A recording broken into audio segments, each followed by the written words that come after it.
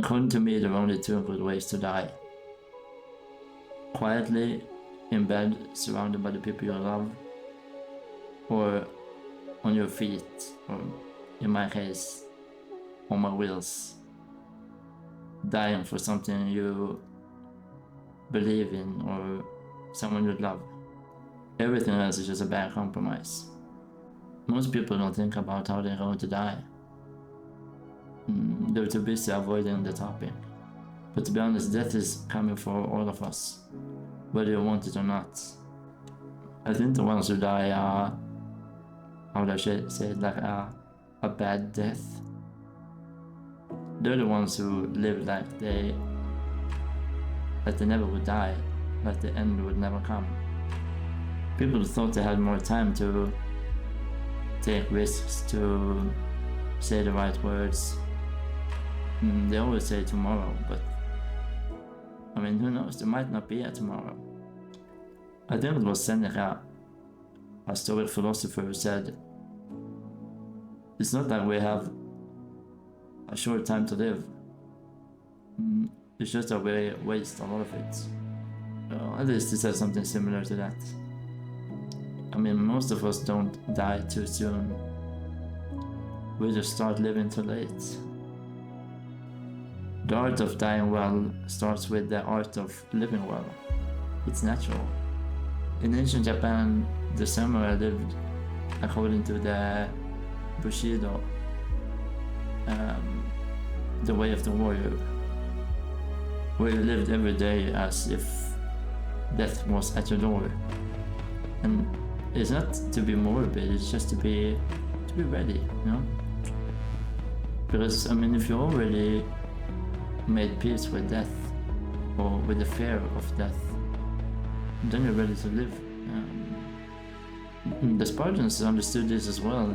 The night before battle, they would dress in their finest armor, polish their shields, and even braid their hairs.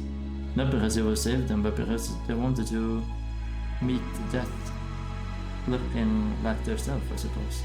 One of my favorite movies ever is Gladiator.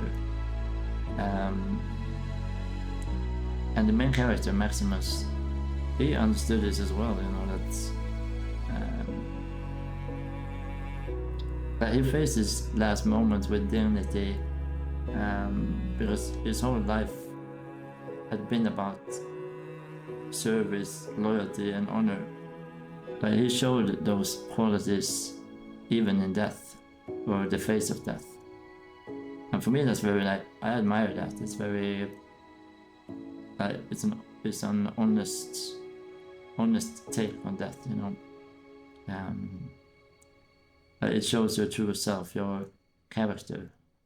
Another part of dying well for me is to, you know, face it with a laugh, with a smile, or to not take it so seriously. A symbol of the 18th century pirates is the skull and crossbow flag, which, it's not to be taken as a threat, but as a joke. It's a symbol for, you know, it's a way of saying, you know, we know the end is coming, so we'll drink first.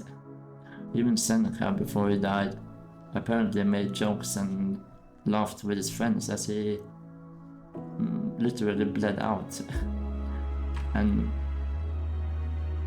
I mean, it's probably super hard to do that in real life, but it's really admirable to hear stories like that, because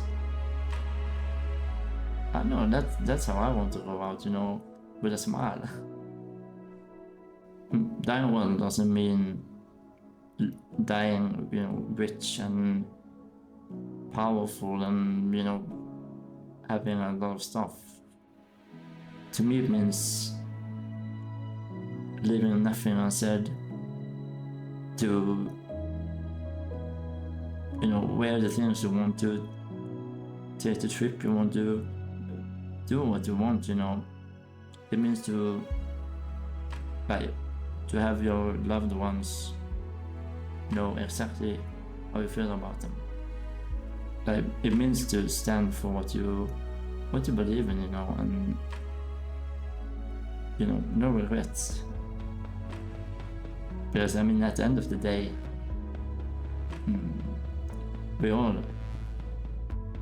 arrive at the same destination. So, the question is, do we arrive there proudly or with regrets?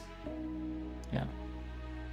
So, how will you die? Peacefully in your bed, surrounded by the people who loves you, or on your feet, standing for something you believe in? Both are good deaths. Both require the same thing, to live deliberately.